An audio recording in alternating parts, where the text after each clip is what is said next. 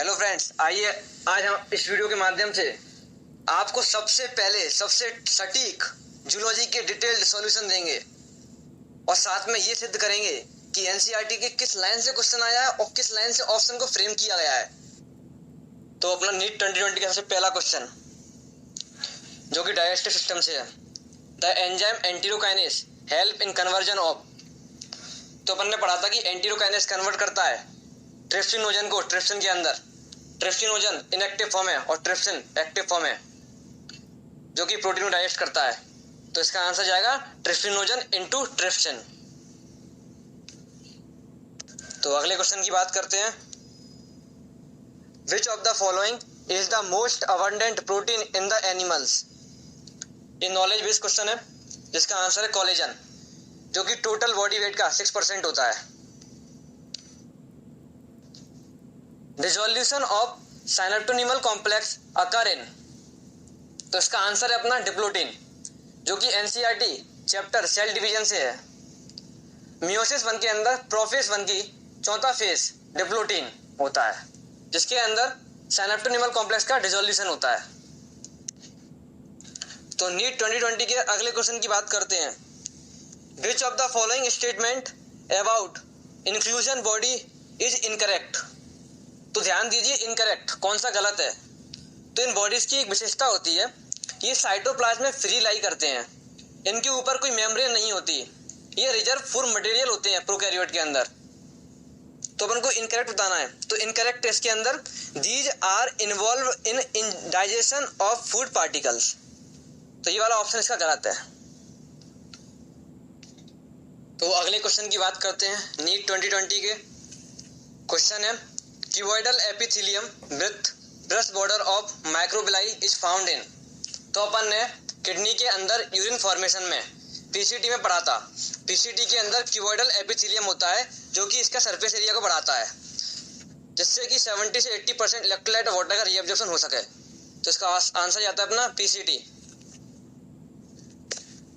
अपना अगला क्वेश्चन है सर्कुलेशन वाले चैप्टर से, उसमें भी ईसीजी से।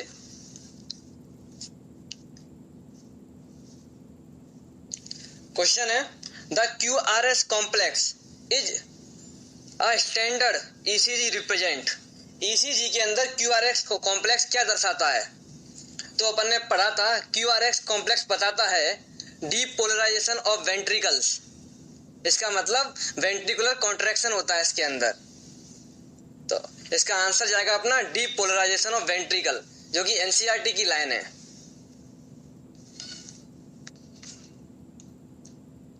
अगला क्वेश्चन जो कि अपने सेल चैप्टर से और रिलेट करता है गोल्गी अपरेटस से। क्वेश्चन है which is the important site of formation of glycoprotein and glycolipid in eukaryote cell. तो ग्लाइकोलिपिड और ग्लाइकोप्रोटीन का फॉर्मेशन होता है अपना गोल्गी अपरेटस के अंदर, जो कि एनसीईआरटी की लाइन है। गोल्गी अपरेटस के पैराग्राफ नंबर 2 में लास्ट लाइन है। तो इसका आंसर जाएगा गोल्गी बॉडीज।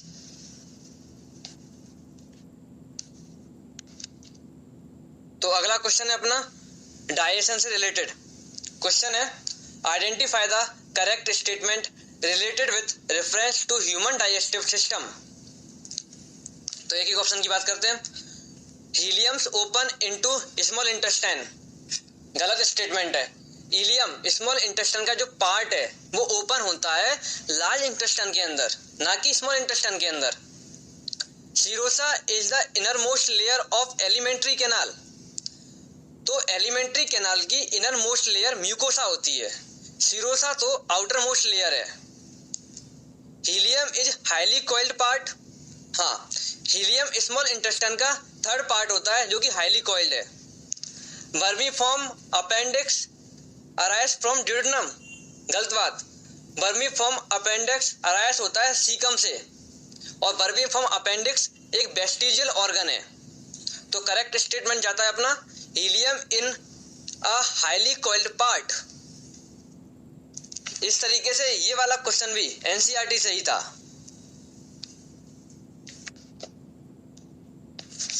तो अब नीट 2020 के अगले क्वेश्चन की बात करते हैं, जो कि इवोल्यूशन वाले चैप्टर से है। क्वेश्चन इस प्रकार है, from his experiment S L Miller produced amino acid by mixing the following in a closed flask. तो एसएल मिलर ने अमाइनो एसिड को प्रोड्यूस किया था, तो उस फ्लास्क के अंदर उन्होंने किस किस चीजों को मिलाया था? ये भी एनसीईआरटी की ही लाइन है। उन्होंने लिए थे CH4 H2 NH3 और वाटर वेपर था अपना 800 डिग्री सेल्सियस टेम्परेचर पर। तो इस तरीके से आंसर जाता है अपना CH4 H2 NH3 water vapour eight 800 degree Celsius, जो कि एनसीईआरटी की लाइन है। तो नीट 2020 के अगले क्वेश्चन की बात करते हैं, जो कि अपने चैप्टर से है breathing and exchange of gases. उसमें हमें मैकेनिज्म ऑफ ब्रीथिंग से है। क्वेश्चन इस प्रकार है, select the correct event that occur during inspiration. सबसे पहले बता देता हूँ कि इंस्पायरेशन क्या होता है। इंस्पायरेशन का मतलब होता है कि एटमॉस्फेरिक एयर को बॉडी के अंदर लेना लंग्स के थ्रू, इसको कहते हैं इंस्पायरेशन। तो इंस्पायरेशन तब होता है जब बॉडी में थोरेसिक कैविटी का वॉल्यूम बढ़ जाए और प्रेशर कम हो जाए, तभी तो एयर बाहर से अंदर आएगी, ज़्यादा प्रेशर से कम प्रेशर की तरफ। तो अपन को ऐसी कंडीशन चॉइस करनी है जिसके अंदर वॉल्यूम बढ़ रहा हो और प्रेशर कम हो रहा हो। तो पहला ऑप्शन है कॉन्ट्रैक्शन ऑफ डायफ्राम, बिल्कुल सही है। डायफ्राम का कॉन्ट्रैक्शन होगा तो वॉल्यूम बढ़ेगा थोरेसिक कैविटी का। Second option contraction of external intercostal muscle. अगर एक्सटर्नल इंटरकोस्टल मसल के अंदर कॉन्ट्रैक्शन होगा तो रिब्स लिफ्ट कर जाएंगी, जिसकी वजह से वॉल्यूम बढ़ जाएगा, ये भी सही है। Option number C pulmonary volume decrease, गलत बात, वॉल्यूम तो बढ़ना चाहिए तभी तो प्रेशर कम होगा। Option number D intra pulmonary pressure increase, अगर प्रेशर अंदर इंक्रीज हो जाएगा फिर तो एयर बाहर चली जाएगी, ये गलत ऑप्शन है, प्रेशर कम होना चाहिए। तो इसका सही आंसर जाता है अपना A and B, contraction of diaphragm and contraction of external intercostal muscle.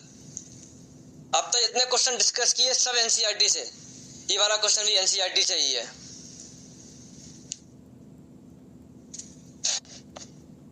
तो नीट 2020 के अगले क्वेश्चन की बात करते हैं, जो कि रिप्रोडक्शन इन ह्यूमन से है। क्वेश्चन इस प्रकार है, match the following columns and select the correct option. तो पहला ऑप्शन है अपना प्लेजेंटा। प्लेजेंटा क्या सीक्रेट करता है? प्लेजेंटा एक लिंक होती है जो कि मदर को कनेक्ट करती है बेबी से। प्लेजेंटा सीक्रेट करता है अपना HCG, जो कि एक ग्लाइकोप्रोटीन हार्मोन है, कॉर्पस ल्यूटियम को परसिस्ट करके रखता है। अगला option zona pellucida. Zona pellucida ये अपनी लेयर है ओवम की। अगला ऑप्शन बल्बो यूरिथ्रल ग्लैंड, जिसका सीक्रेशन पेनिस को लुब्रिकेट करता है। अगला लैडिंग सेल सीक्रेट करती हैं एंड्रोजन को। तो इस तरीके से अपना ऑप्शन जाता है, ये वाले का अपना है सेकंड, तो ऑप्शन नंबर 4 करेक्ट है। तो इस तरीके से ये वाला क्वेश्चन भी एनसीईआरटी से ही था। तो नीट 2020 के अगले क्वेश्चन की बात करते हैं, जो है अपने किडनी वाले चैप्टर से, और ये टॉपिक में दिया है मिस्चुरेशन टॉपिक के अंदर, एनसीईआरटी की लाइन है। क्वेश्चन इस प्रकार है, presence of which of the following condition in urine are indicative of diabetes mellitus. Urine के अंदर ऐसी कौन सी चीज आने लग जाए जिससे कि अपन पहचान सकते हैं कि पेशेंट डायबिटीज मेलाइटस का हो सकता है। तो इसका आंसर है ग्लाइकोस्यूरिया और क्यूटोन्यूरिया। ग्लाइकोस्यूरिया इसका मतलब यूरिन के साथ ग्लूकोज आ रहा हो, क्यूटोन्यूरिया इसका मतलब कीटोन बॉडी यूरिन में आ रही हो। तो आंसर जाएगा अपना कीटोन्यूरिया एंड ग्लाइकोस्यूरिया। अब तक अपन जितने भी क्वेश्चन डिस्कस किए सारे एनसीईआरटी से थे। तो नीट 2020 के अगले क्वेश्चन की बात करते हैं, जो है अपना क्लास 11th की एनसीईआरटी का सबसे आखिरी chapter neural control and coordination से। उसमें भी ईयर से है। क्वेश्चन इस प्रकार है, match the following column and select the correct option. पहला organ of Corti. Organ of Corti अपना लोकेटेड होता है बेसिलर मेम्ब्रेन के ऊपर, और इनके पास हेयर्स होते हैं जो कि ऑडिटरी रिसेप्टर का काम करते हैं। अगला ऑप्शन कॉकलिया। कॉकलिया लेब्रिंथ का एक कॉइल्ड पार्ट होता है। Third option Eustachian tube. ये कनेक्ट करता है मिडिल ईयर को फेरेंक्स के साथ। चौथा ऑप्शन स्टेपीज, जो कि ईयर की एक छोटी सी बोन है और ये अटैच होती है अपनी ओवल विंडो के साथ। तो इस प्रकार ऑप्शन जाएगा अपना थर्ड वाला। Organ of Kotai located on the BECIL membrane. Cochlea अपना होता है कॉइल्ड पार्ट और स्टेशियन ट्यूब कनेक्ट करता है, और स्टेपीज अपनी है अटैच होती है ओवल विंडो से। तो नीट 2020 के अगले क्वेश्चन की बात करते हैं, जो है अपना बॉडी फ्लूइड से रिलेटेड। तो क्वेश्चन इस प्रकार है, match the following column and select the correct option. Eosinophils. Eosinophils वैसे तो एलर्जिक रिएक्शंस में रोल प्ले करती हैं, तो इस तरीके से ये रिलीज करती हैं हिस्टामिनेस को, जो कि एक डिस्ट्रक्टिव एंजाइम है। सेकंड, वेसोफिल्स। वेसोफिल्स रिलीज करती हैं हिस्टामिन को। फिर है न्यूट्रोफिल्स। न्यूट्रोफिल्स होती हैं अपनी फैगोसाइटिस नेचर की। और अगला है अपना लिम्फोसाइट्स। लिम्फोसाइट्स अपन ने पढ़ा है बीओटी लिम्फोसाइट होती हैं, जो कि इम्यून रिस्पॉन्स में काम करती हैं। तो इस तरीके से अपना ऑप्शन जाएगा ए वाले के थर्ड, बी का फोर्थ। तो इस तरीके से आंसर जाएगा अपना ऑप्शन नंबर 1।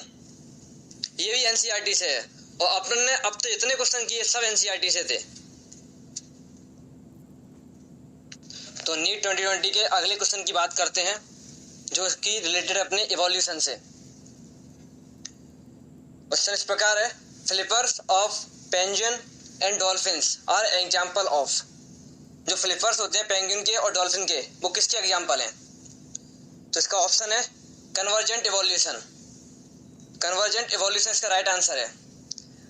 इसमें क्या होता है, डिफरेंट स्ट्रक्चर बनते हैं सेम फंक्शन के लिए। स्ट्रक्चर डिफरेंट होते हैं लेकिन फंक्शन उनका सेम होता है। इस प्रकार option number second is correct, जो कि एनसीईआरटी की लाइन है स्वयं, और ये एग्जाम्पल एनसीईआरटी से ही है।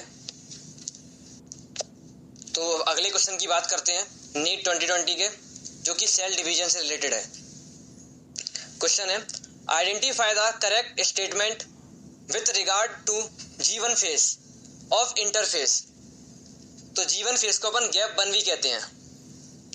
G1 फेस के अंदर सेल मेटाबॉलिकली एक्टिव होता है, सेल में ग्रोथ होती है कंटिन्यूअस, पर इसके अंदर डीएनए के अंदर रेप्लिकेशन नहीं होता है। तो करेक्ट स्टेटमेंट बताना है, तो ऑप्शन नंबर 3 सही है। Cell is metabolically active, grow but does not replicate a DNA. इस फेस के अंदर सेल मेटाबॉलिक एक्टिवेट होती है और ग्रो करती है, पर लेकिन डीएनए का रेप्लिकेशन नहीं होता है। Option number 3 is correct. ये क्वेश्चन भी एनसीईआरटी की लाइन से ही है। अब तक जितने क्वेश्चन पढ़े अपन ने वो सब एनसीईआरटी से था, तभी तो एनसीईआरटी को नीट के लिए भगवत गीता कहते हैं। इसलिए हमेशा जो बच्चे अब नीट एक्सपेरेंट हैं, आने वाली साल में एग्जाम देने जा रहे हैं, वो एनसीईआरटी पे पूरा फोकस करके जाएं। तो अगले क्वेश्चन की बात करते हैं, which of the following statement is not correct. Not correct मतलब गलत स्टेटमेंट कौन सा है? Option 1, in man insulin is synthesise as a pro insulin. बिल्कुल सही बात है। इंसुलिन का सिंथेसिस प्रो इंसुलिन के फॉर्मेट में होता है, क्योंकि इसके अंदर एक एक्स्ट्रा पेप्टाइड का भी सिंथेसिस होता है, जिसको अपन सी पेप्टाइड कहते हैं। सी पेप्टाइड जब रिमूव हो जाती है तभी बनती है एक्टिव इंसुलिन या फिर इंसुलिन, और दोनों इंसुलिन के ए और बी चेन लिंक्ड होते हैं सल्फाइड बॉन्ड के थ्रू। तो करेक्ट स्टेटमेंट कौन सा नहीं है? पहला ऑप्शन है, in man insulin is synthesised as a pro insulin. सही बात है। Second, the pro insulin has extra peptide called C peptide. सही। Third option, the functional insulin has A and B chain link together by hydrogen bond. Hydrogen bond से link नहीं होती है, ये sulphide bond के थ्रू लिंक होती है। और फोर्थ ऑप्शन है, सबसे पहले जेनेटिकली इंसुलिन प्रोड्यूस की गई थी ई कोलाई के अंदर। ये भी सही है। तो इस तरीके से ऑप्शन नंबर 3 इसका आंसर जाता है। तो अगला क्वेश्चन है अपना ह्यूमन रिप्रोडक्शन वाले चैप्टर से। क्वेश्चन है, mitotic division of secondary oocyte is completed. तो जो सेकेंडरी oocyte है उसके अंदर माइटोटिक डिवीजन तब होता है जब ओवम को स्पर्म के द्वारा पेनिट्रेट कर दिया जाए या इनका फ्यूजन हो जाए। इसका मतलब ये है कि फर्टिलाइजेशन के समय होता है। तो आंसर नंबर 4 सही है, at the time of fusion of A sperm with an ovum.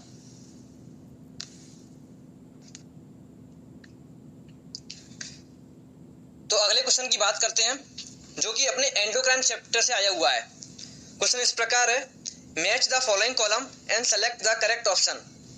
Option A pituitary gland. Pituitary gland के अंदर एडीएच हार्मोन का सीक्रेशन होता है, उसकी अगर डिफिशियंसी हो जाए तो होता है diabetes insipidus. Second thyroid gland.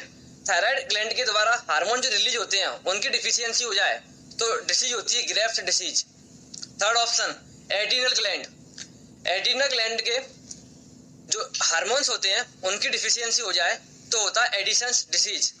और पेंक्रियास, अगर पेंक्रियास के अंदर हार्मोन की डिफिशियंसी या एक्सेस हो जाती है तो उसकी वजह से होता है डायबिटीज मेलाइटस। तो इस प्रकार से पिट्यूटरी ग्लैंड का है अपना इंसिपिडस, थायराइड ग्लैंड का ग्रेव्स डिसीज, एड्रिनल ग्लैंड की एडिशंस डिसीज और पेंक्रियास की diabetes mellitus.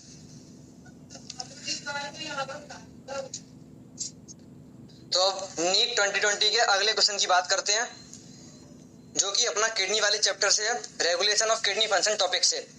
Which of the following would help in prevention of diuresis. इसका आंसर है अपना more water reabsorption due to secretion of ADH, क्योंकि ADH water का reabsorption करवाता है अपना डीसीटी से। इस प्रकार ये डायूरेसिस वाली कंडीशन को होने से बचाता है। तो ऑप्शन नंबर 1 इज करेक्ट। तो नीट 2020 के अगले क्वेश्चन की बात करते हैं जो कि सेल डिवीजन से है। Match the following with respect to meiosis. तो मियोसिस 1 की सारी स्टेज के बारे में बताया उन्होंने, पूछा है। पहला जायगोटीन, तो जायगोटीन के अंदर सिनेप्सिस का फॉर्मेशन होता है। सेकंड पेचाइटिन, पेचाइटिन के अंदर अपना बनता है क्रॉसिंग ओवर होता है। डिप्लोटीन, डिप्लोटीन के अंदर अपना चियास्मेटा बनता है।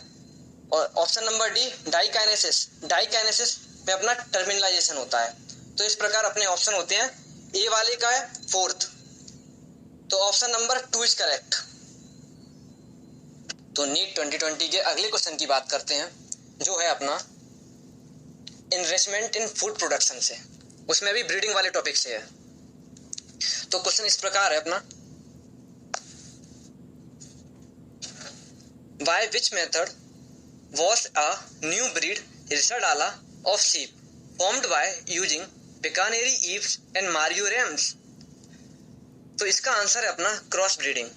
क्रॉस ब्रीडिंग के अंदर अपन सुपीरियर मेल लेते हैं एक डिफरेंट ब्रीड से और सुपीरियर फीमेल लेते हैं डिफरेंट ब्रीड से और फिर उन दोनों के बीच में फर्टिलाइजेशन करवाते हैं और जो प्रोडक्ट बनता है इस वाली प्रोसेस को कहते हैं अपन क्रॉस ब्रीडिंग। तो इसका आंसर आता है अपना क्रॉस ब्रीडिंग। ये आंसर भी, इसके ऑप्शंस और आंसर सब कुछ एनसीईआरटी की लाइन से ही है। अब तो इतने ही क्वेश्चन डिस्कस किए, सब एनसीईआरटी से थे, तो विश्वास मानिए भाइयों, अब आने वाले समय के लिए आप एनसीईआरटी पे पूरी तरीके से फोकस कर लीजिए। फालतू की बुकों को पढ़ने से कुछ नहीं होने वाला। सबसे पहले बेसिक क्लियर होने चाहिए जो कि एनसीईआरटी के अंदर है। नीट 2020 के अगले क्वेश्चन की बात करते हैं जो है एनिमल किंगडम से। Match the following column and select the correct option. तो ए 6 से 15 पेयर ऑफ गिल स्लिट्स ये पाई जाती हैं अपने साइक्लोस्टोम्स के अंदर। एयर ब्लैडर, एयर ब्लैडर अपना होता है ऑस्टियोथीस के अंदर जो कि रेगुलेट करता है इनकी बायोंसी को। पॉइजन स्ट्रिंग या फिर स्ट्रिंग रे ये होता है ट्रैगॉन। तो इस प्रकार ए वाले का ऑप्शन है अपना सेकंड, तो ऑप्शन नंबर 1 सही है। तो इस तरीके से ये वाला क्वेश्चन भी एनसीईआरटी से था। नीट 2020 के अगले क्वेश्चन की बात करते हैं जो कि एनिमल किंगडम से है। ये भी क्वेश्चन एनसीईआरटी से ही है। Which of the following statement are true for the phylum Chordata. Phylum Chordata के संबंध में कौन सा स्टेटमेंट सही है। पहला option, in Urochordata notochord extend from head to tail and it present throughout their life. Urochordata के अंदर नोटोकॉर्ड सिर्फ टेल के अंदर होता है, बल्कि सिफेलोकॉर्डेटा के अंदर ही हेड टेल तक होता है। अगला option, in vertebrate notochord is present during the embryonic period only.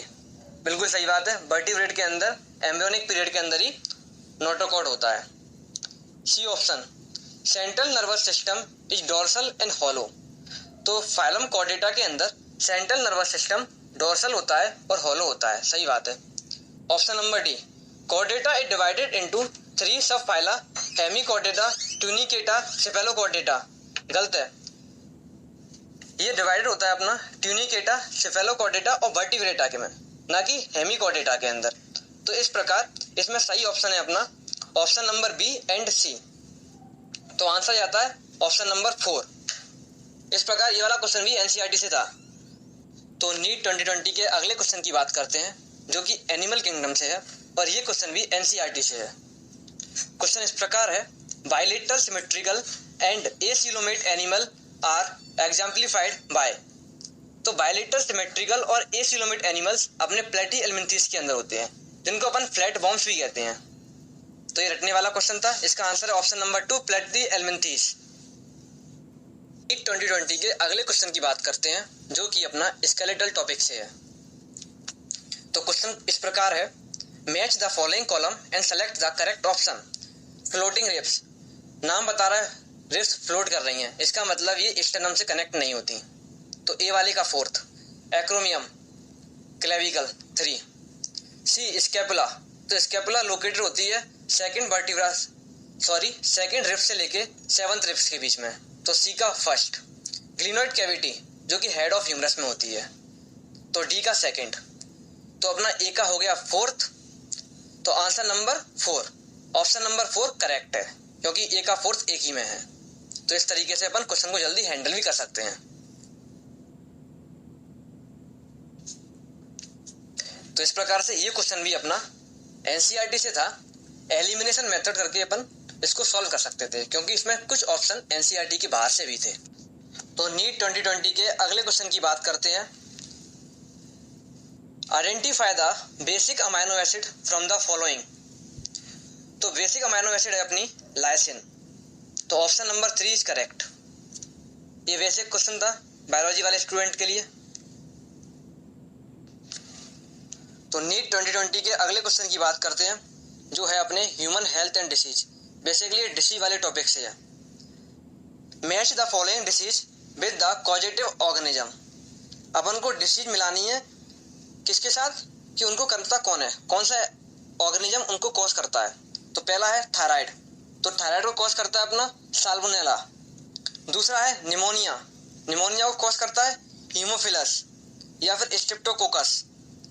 Third है अपना फाइलेरियसिस, जो कॉज करता है ब्यूचेरिया।